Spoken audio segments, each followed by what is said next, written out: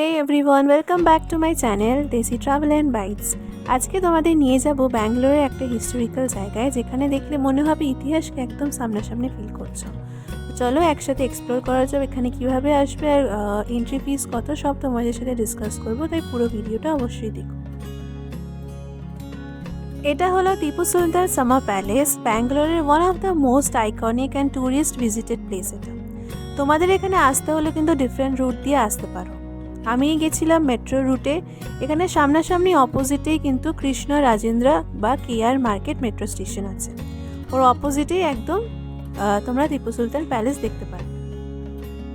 KR market রুটটা green লাইনে connected হয়। আমি ব্যাঙ্গালোরের মেট্রো রুটের একটা ছোট্ট ভিডিও বানিয়েছিলাম, চাইলে তোমরা এটা চেক আউট করতে পারো, আমি ডেসক্রিপশনে লিঙ্ক দিয়ে দেবো। তোমরা বাসে আসতে চাইলে এখানে 13C বা 260A বাস ধরতে পারো বা 271M, যেগুলো এই প্যালেসের সামনেই নামায়। এখান থেকে অটো বা ট্যাক্সিতেও আসতে পারো, বাট এখানে গাড়ি নিয়ে আসতে গেলে পার্কিংয়ের সুবিধা কিন্তু সেরকম কিছু নেই, তাই ভেবে এসো। আমি বলবো পাবলিক ট্রাভেল করলে বেশি সুবিধা হবে। এখানে এন্ট্রি ফিস ছিল 20 রুপিস ফর ইন্ডিয়ানসদের জন্য অ্যান্ড 200 ফর ফরেনার্স। তোমাদের ঢোকার আগে এখানে একটা কিউআর কোড আছে এন্ট্রি গেটে। কিউআর কোডে স্ক্যান করে রেজিস্ট্রেশন করতে হবে, দেন পেমেন্ট করে তোমরা এন্ট্রি করতে পারো। তো এবার চলো ফিরে যাই এই জায়গায় কিছু ইতিহাসে। টিপু সুলতান সামার প্যালেস প্রথমে শুরু করেছিলেন মাইসোরের রাজা হায়দার আলী 1781 সালে। তারপর উনি মারা যাওয়ার পর ওনার ছেলে টিপু সুলতান 10 বছর পর এই প্যালেসটি কমপ্লিট করেছিল, মানে পুরো তৈরি করতে কমপ্লিট হয়েছিল 10 বছর।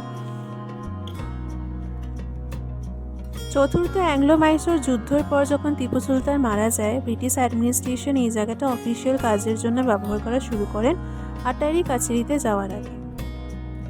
এখনের সময় আর্কিওলজিক্যাল সার্ভে অফ ইন্ডিয়া এই জায়গাটা পুরোটা মেনটেন করছে।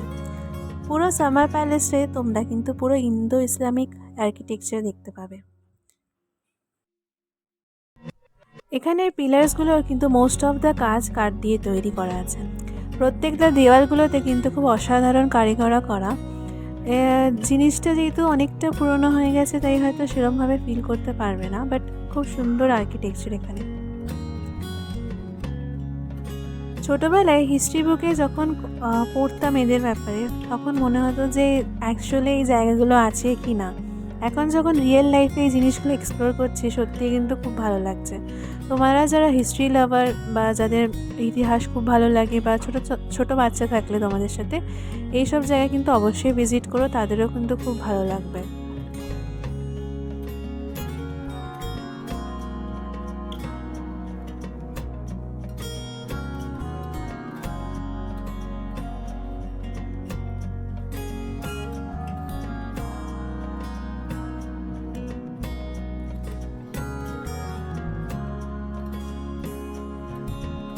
উপরে একটা বড় ফ্লোর আছে, এখানে একটা লম্বা ব্যালকনি আছে।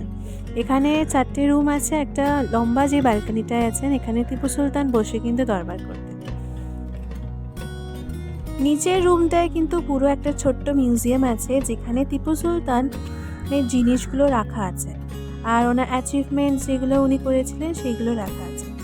ওই নিচের রুমটায় যে মিউজিয়াম আছে, ওখানে কিন্তু ফটোগ্রাফি ভিডিওগ্রাফি অ্যালাউ নাই। ওয়ান টাইম ভিজিটের জন্য কিন্তু এই জায়গাটা একদম সুন্দর, মিনস এখানে তোমরা এসে সময় কাটাতে পারবে।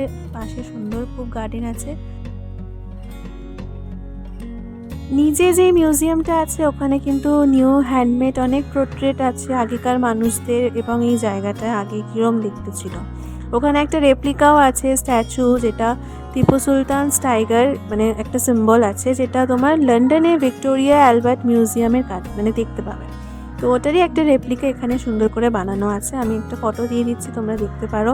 এই রেপ্লিকাটা সিম্বলাইজ করে টিপু সুলতানের পাওয়ার অ্যান্ড ডিগনিটি।